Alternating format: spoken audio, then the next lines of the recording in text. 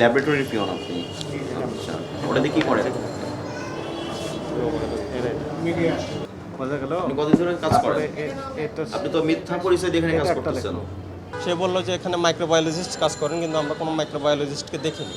আর পিওনের সলিউশনটা আসলে তৈরি করছেন। ম্যানেজার সাহেব, আপনি বসেন।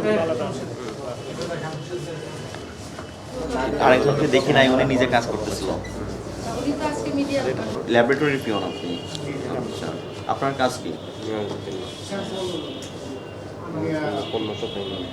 স্যাম্পল কালেকশন হলে স্যাম্পলে ল্যাবরেটরি পৌঁছে দেন, কিন্তু আমরা তো দেখলাম আপনি ওখানে কাজ করতেছিলেন। ডিস্টিল ওয়াটার আর একটা কি উপাদানের নাম বললেন? রিজেন্ট তৈরি করেন। কোনটা? ওটা দিয়ে কি করেন? ওটা তৈরি করেন। আপনি তো অথরাইজড না এটা তৈরি করার জন্য। আপনার কাজ শুধু স্যাম্পল কালেকশনের উপর ল্যাবরেটরিতে পৌঁছে দেওয়া। আপনি এগুলো নিয়ে কেন কাজ করবেন? ওখানে স্পষ্ট উনি বলেছেন কনসালটেন্ট আপনি, আপনাকে নির্দেশনা দিয়েছেন এভাবে তৈরি করতে। ওটা তো আমাদের কাছে ফুটে যাচ্ছে তো।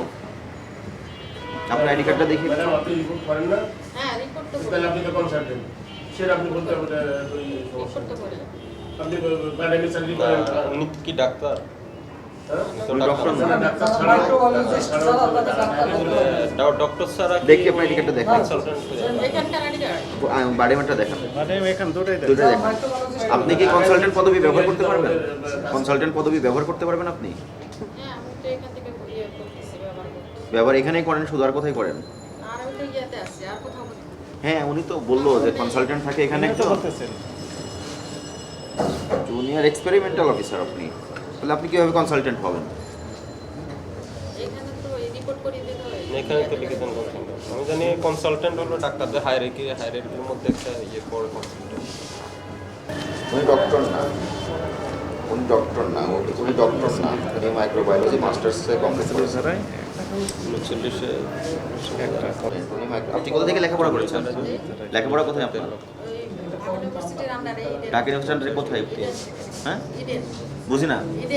ইডেন ইন্ডিয়ান কলেজ থেকে কোন সাবজেক্ট আপনার?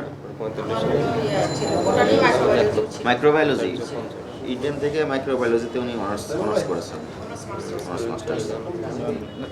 এর সাথে একটা যোগ করে দেন। ঠিক গেল। তারপরে আরেকটাতে এটা লেখো। আপনি তো কনসালটেন্ট পদবি ব্যবহার করতে পারবেন না। এটা যোগ করে দাও। আপনার জানা ছিল না এটা? বোঝা গেল। আপনি কতদিন ধরে কাজ করেন? এটা আপনি তো মিথ্যা পরিচয় দিয়ে এখানে কাজ এটা একটা করতেছেন। লেখো। আপনি এটা লিখবেন আরেকটা। মাইক্রোবায়োলজিস্ট। এটা একটা আপনি কনসালটেন্ট পদবি লাগিয়ে দিয়েছেন। এই আমরা যে এখানে ল্যাবে আমরা যেটা তদারকি করে যেটা পেয়েছি, আপনার ইউরিন টেস্ট করার যে কিট, এখানে আমরা প্রায় 7-8টা বক্স পেয়েছি কিটের। সেখানে হলো কিছু কিটের বক্সের মেয়াদ রয়েছে, আর কিছু আমরা 2টা কিট পেয়েছি, 2টা বক্স পেয়েছি যেটা আগস্ট 2021 সালে মেয়াদ উত্তীর্ণ হয়ে গিয়েছে। তো এই বিষয়গুলো আমরা উদ্ধার করেছি, আমরা ব্যাখ্যা চেয়েছি তাদের কাছে, তারা কিন্তু এটার কোনো সঠিক ব্যাখ্যা দিতে পারেনি।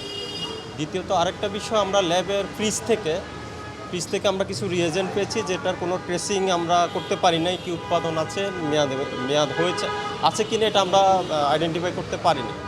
এবং আমরা একজন টেকনিশিয়ান তো আমরা পেলাম না, সেখানে আমরা জিজ্ঞেস করলাম, আমরা একজন পিয়নকে পেয়েছি। সে বললো যে এখানে মাইক্রোবায়োলজিস্ট কাজ করেন, কিন্তু আমরা কোনো মাইক্রোবায়োলজিস্টকে দেখিনি। আর পিয়নের সলিউশনটা আসলে তৈরি করছেন, যেটার গায়ে কোনো উৎপাদন মেয়াদ ছিল না। এখানে আমরা ভুয়া পরিচয় সঠিকভাবে বলতে পারছি না। উনি যেটা পরিচয় দিয়েছেন, আমরা যেটা ওনার আইডি কার্ডে পেয়েছি, উনি কনসালটেন্ট লিখেছেন। আমরা কথা বলে যেটা জেনেছি, উনি হলো মাইক্রোবায়োলজিস্ট। উনি বোটানি থেকে পাশ করে মেজর মাইক্রোবায়োলজি পড়েছেন, এখানে মাইক্রোবায়োলজিস্ট হিসেবে কাজ করেছেন।